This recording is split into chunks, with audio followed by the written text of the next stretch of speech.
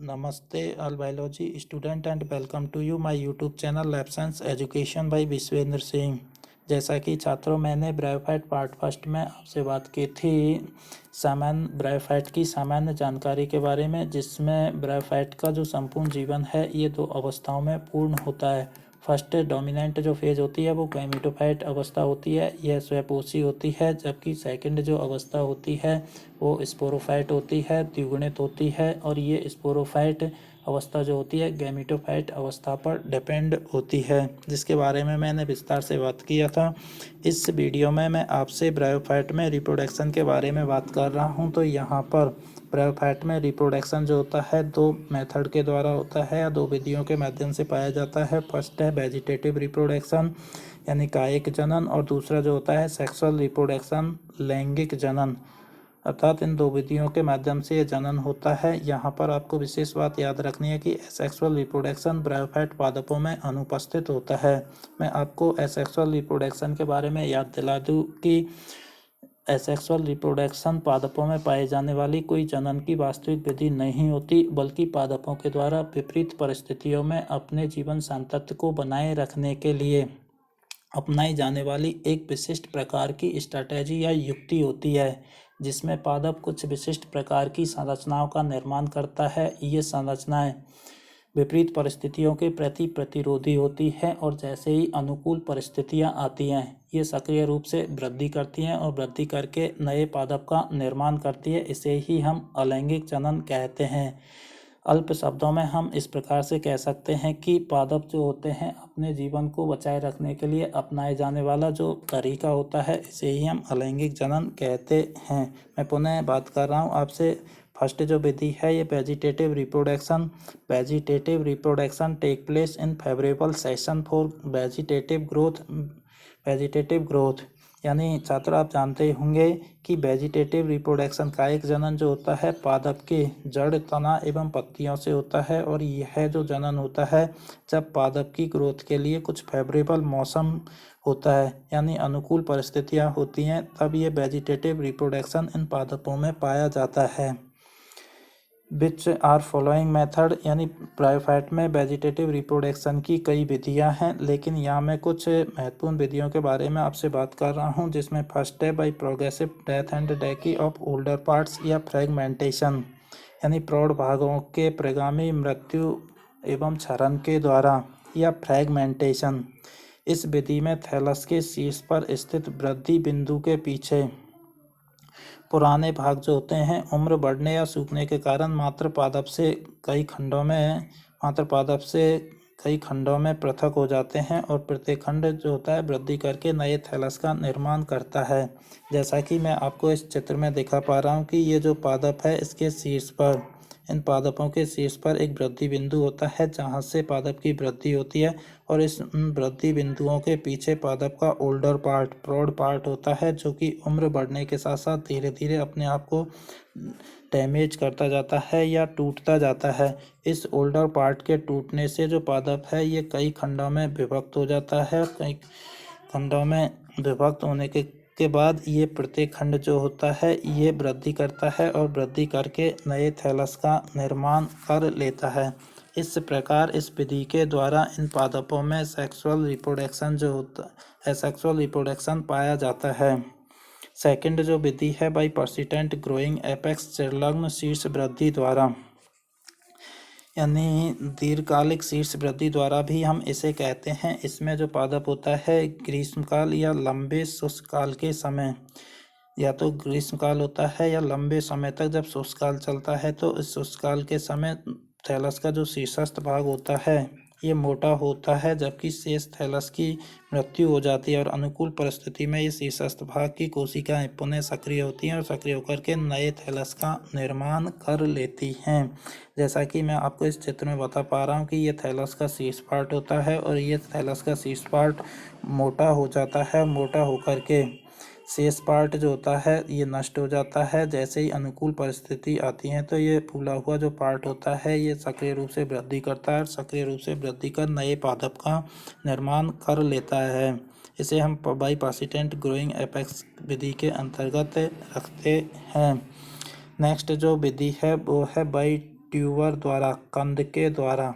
तो कंद जो होती है एक फूली हुई गोल संरचना होती है जिसका निर्माण बद्धिकाल की समाप्ति पर कुछ विशेष भूमिगत शाखाओं के शीर्ष भागों के फूलने से होता है, जिसमें एक वृद्धि बिंदु व संग्रहित खाद्य पदार्थ एक जल अवरोधी आवरण से आवृत रहता है और अनुकूल परिस्थितियों में एक कंद की कोशिकाएं जो होती हैं सक्रिय होकर के नई थैलस का निर्माण करती हैं। उदाहरण है इसमें रेक्सिया वल्बिफेरा, जैसा कि मैं आपको चित्र में बता पा रहा हूँ कि जो कंद होते हैं एक गोल संरचना, फूली हुई गोल संरचना होती हैं और इन संरचनाओं का निर्माण जो होता है जो थैलस का भूमिगत भाग होता है, अर्थात जो जमीन के अंतर्गत जो भाग पाया जाता है, इन जमीन के अंतर्गत भागों के शीर्ष भागों के फूलने से इनका निर्माण होता है।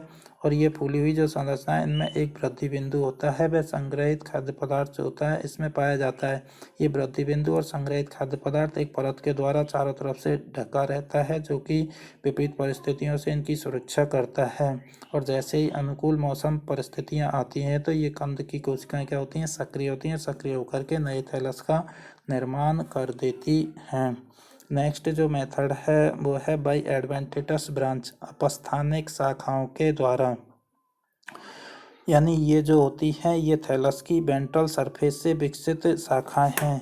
मैं आपको बता दूं कि थैलस जो होता है, प्लांट थैलस जो होता है उसमें दो सतह पाई जाती हैं। ऊपर की साइड जो होती है उसे हम डोर्सल सरफेस कहते हैं और नीचे यानी जिस तरफ रिजल्ट्स पाए जाते हैं उस सतह को हम वेंट्रल सरफेस कहते हैं। तो यहाँ पर अपस्थानिक शाखाओं का जो निर्माण है ये थैलस की वेंट्रल सतह पर किया जाता है या वेंट्रल सरफेस से ये विकसित होती हैं जो मात्र पादप से पृथक होकर के नए थैलस का निर्माण कर लेती हैं। उदाहरण है इसमें रेक्सिया फ्लूटेंस, जैसा कि आपको मैं चित्र में दिखा पा रहा हूँ कि ये जो थैलस है इसकी वेंट्रल सरफेस पर कुछ एडवेंटिटस ब्रांचों का निर्माण हो रहा है। ये एडवेंटिटस ब्रांच यहाँ से पृथक होती हैं, पृथक होकर के नए पादप का निर्माण कर लेती हैं। नेक्स्ट जो मेथड है बाई वल्विल्स यानी पत्र कलिकाओं के द्वारा। ये जो होती हैं ये स्मॉल रेस्टिंग बर्ड होती हैं, यानी ये साइज में छोटी होती हैं और रेस्टिंग बर्ड यानी आरामदायक यानी कुछ समय तक ये रेस्टिंग फेज में होने वाली कलिकाएं होती हैं, रेस्टिंग फेज में रहती हैं जो कि रिजॉइड्सों से विकसित होती हैं। जैसा कि मैं आपको इस चित्र में बता पा रहा हूँ ये जो है ये बल्बिल्स पाई जा रही है जो ज़मीन के अंतर्गत पाई जाती है, रिजॉइड्सों से विकसित होती हैं।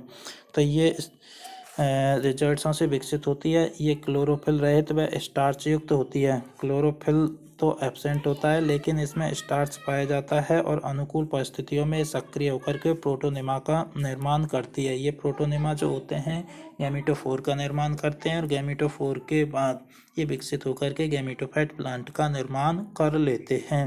नेक्स्ट जो मेथड है बाई क्लेडिया यानी क्लेडिया के द्वारा। तो ये छोटी चौड़ी विभज्योतक के बारे में आपको बता दूं कि ऐसी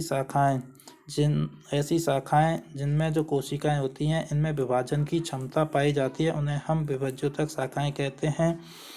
तो ये चौड़ी विभज्योतक शाखाएं होती हैं जो मात्र पादप से पृथक होकर के नए पादप का क्या करती हैं, निर्माण करती हैं। इन क्लेडिया के द्वारा जो जनन है ये दो प्रकार का होता है कि ये जो विभज्योतक शाखाएं किससे निर्मित हो रही हैं उसके आधार पर इनको दो भागों में बांटा गया है। फर्स्ट है स्टेम क्लेडिया और सेकंड जो होती है लीफ क्लेडिया। स्टेम क्लेडिया में ये स्टेम सेल से विकसित होती हैं जबकि लीफ क्लेडिया में ये लीफ से विकसित होती हैं। नेक्स्ट मेथड की मैं आपसे बात कर रहा हूँ बाई प्रोटोनिमा। नेक्स्ट जो मेथड है बाई प्रोटोनिमा यानी मॉस के बीजाणुओं के अंकुरन से हरी व तंतुओं के नुमा संरचना का विकास होता है जिसे हम प्रोटोनिमा कहते हैं। और ये प्रोटोनिमा दुर्घटनावश या अंतर्वेशी कोशिकाओं की मृत्यु के कारण छोटे छोटे खंडों में टूट जाता है। प्रत्येक खंड नए प्रोटोनिमा का निर्माण कर लेता है। तो जैसा कि मैं आपको यहाँ चित्र में बता पा रहा हूँ कि यहाँ पर यानी मॉस के जो स्पोर होते हैं, ये स्पोर सबसे पहले जर्मिनेट होते हैं और जर्मिनेट होकर के एक तंतुनुमा संरचना का निर्माण करते हैं। और ये तंतुनुमा जो संरचना होती है इसे हम प्राइमरी प्रोटोनिमा कहते हैं। ये जो प्राइमरी प्रोटोनिमा होता है ये किसी भी दुर्घटनावश या अंतर्वेशी यानी इस प्रोटोनिमा के अंतर वाले भागों की कोशिकाएं जो होती हैं ये मृत्यु के कारण मृत्यु में चली जाती हैं और मृत्यु से ये छोटे छोटे खंडों में टूट जाता है। और प्रत्येक जो खंड होता है ये नए प्रोटोनिमा का यानी विकास में जाकर के नए प्रोटोनिमा का निर्माण कर लेता है। और ये नए प्रोटोनिमा जो होते हैं कई गैमीटोफोरों का विकास करते हैं और ये गैमीटोफोर प्रत्येक गैमीटोफोर एक गैमीटोफाइट प्लांट का निर्माण करता है। इस प्रकार इस विधि के द्वारा पादपों में अलैंगिक जनन होता है। जिस प्रकार इसमें आपको दिखाई दे रहा होगा कि स्पोर ने जर्मिनेट करके प्रोटोनिमा का निर्माण किया और ये प्रोटोनिमा जो होते हैं गैमीटोफोर पादप का निर्माण कर रहे हैं और ये गैमीटोफोर पादप गैमीटोफाइट प्लांट का निर्माण करता है। और लास्ट जो मेथड है उसमें मैं बात कर रहा हूँ भाई जैमा द्वारा। ये जो विधि है बहुत ही इम्पोर्टेंट विधि है जो आपको विशेषता याद रखनी है। जैमा जो है ये सिंगुलर वर्ड है जबकि जैमी जो है ये बहुवचन के लिए हम उपयोग करते हैं। तो जैमा जो होती है एक हरे रंग की कप के आकार की बहुकोशिकीय जनन संरचना होती है यानी जनन करने वाली संरचना होती है। आकृति कप के आकार की भी हो सकती है या अन्य आकारों की भी ये अलग अलग पादपों में पाई जा सकती है। जो पत्तियों की सतह पर इसका जो डेवलपमेंट है ये पत्तियों की सतह पर स्टेम के शीर्ष भाग पर या कोशिकाओं के अंदर विकसित होती हैं और ये मात्र पादप से पृथक हो जाती हैं और पृथक होकर के एक सबस्ट्रेट पर गिरने के बाद नए थैलस का निर्माण करती हैं। जैसा कि इस चित्र में आपको दिखाई दे रहा होगा कि ये जैमा है और ये पूरा जो जैमा है इसकी आकृति कप के समान होने के कारण इन्हें हम जैमा कप भी कहते हैं। और इसकी यदि हम आंतरिक संरचना देखें तो इस आंतरिक संरचना में इस जैमा कप में ग्रीन सेल्स पाई जाती हैं। ये ग्रीन सेल्स जो होती हैं फोटोसिंथेसिस का कार्य करती हैं। ऑल सेल्स पाई जाती हैं जो तेल का संग्रह करती हैं। इसमें एक खांच पाई जाती है, नोच उपस्थित होती है। नेक्स्ट है इसमें नीचे की तरफ जो होती है ये रिजर्डल इनिशियल सेल होती है यानी ये रिचर्डल प्रारंभिक सेल होती है जो कि आगे वृद्धि करके रिचर्ड्सों का निर्माण करेगी। और इधर इसमें आपको दिखाई दे रहा होगा कि ये ग्रोइंग पॉइंट होता है वृद्धि बिंदु, जहाँ यहाँ वृद्धि बिंदु की कोशिकाएं विभाजन में जाएंगी और विभाजन में जाकर के एक नए थैलस का निर्माण करती हैं। और इसमें नीचे सिंगल सेलेड स्टाल्क होता है और ये स्टाल्क जो होता है इस जैमा को गैमीटोफाइट प्लांट से या मुख्य पादप से जोड़े रखने का कार्य करता है। तो इस प्रकार ये महत्वपूर्ण विधियां हैं अलैंगिक जनन की जिनके माध्यम से ब्रायोफाइट में अलैंगिक जनन पाया जाता है। यदि आपकी समझ में नहीं आई हो तो आप मुझे कमेंट्स बॉक्स में कमेंट्स करके पूछ सकते हैं। नेक्स्ट वीडियो में मैं आपसे बात करूँगा लैंगिक जनन इन ब्रायोफाइट एंड लाइफ साइकिल के बारे में। Thank you very much.